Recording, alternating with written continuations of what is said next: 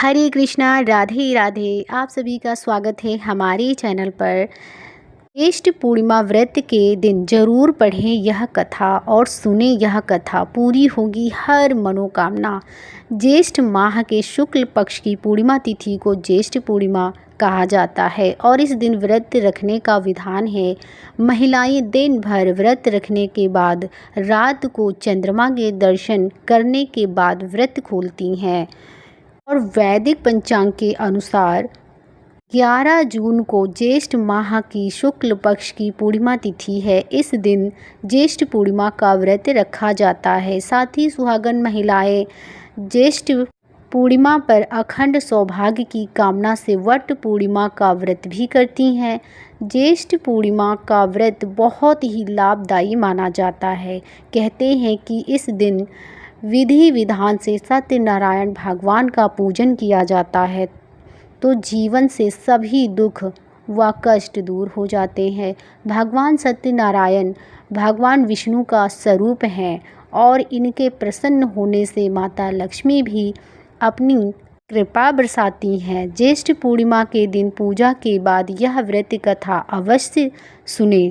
पौराणिक कथाओं के अनुसार काशीपुर नगर में एक गरीब ब्राह्मण रहा करता था जो भिक्षा मांगकर अपना जीवन व्यतीत कर रहा था।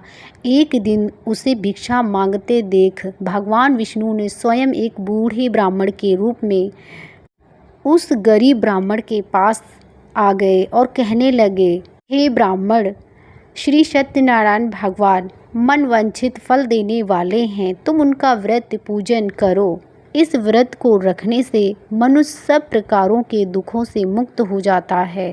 साथ ही भगवान विष्णु ने ब्राह्मण से कहा कि सत्यनारायण भगवान की पूजा करने और व्रत रखने के लिए पूर्णिमा तिथि सबसे शुभ होती है। इस उपवास से केवल भोजन न करना ही व्रत नहीं होता, बल्कि इस दिन मनुष्य को अपने हृदय में सुविचार रखने चाहिए। उपवास के समय हृदय में यह धारण होना चाहिए कि आज श्री सत्यनारायण भगवान हमारे पास ही विराजमान हैं, अतः अंदर व बाहर शुचित बनाए रखनी चाहिए और श्रद्धा विश्वास पूर्वक भगवान का पूजन कर उनकी मंगलमयी कथा का श्रवण अवश्य करना चाहिए।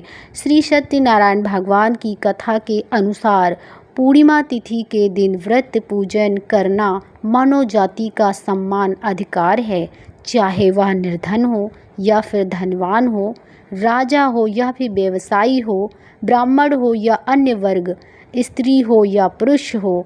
यही स्पष्ट करने के लिए इस कथा में निर्धन ब्राह्मण, गरीब लकड़हारा, राजा, उल्कामुख धनवान, व्यवसायी, साधु वैश्या, उसकी पत्नी लीलावती, पुत्री कलावती, राजा तुंगाध्वज, एक गोपागणों की कथा का समावेश किया गया है। जिस तरह लकड़हारा गरीब ब्राह्मण उल्कामुख गोपागणों ने सुना कि यह व्रत सुख, सौभाग्य, संपत्ति सब कुछ देने वाला है, तो सुनते ही श्रद्धा, भक्ति तथा प्रेम के साथ सत्यनारायण भगवान का आचरण करने में लग गए और फलस्वरूप सुख भोग कर प्रलोक में मोक्ष के अधिकारी हुए।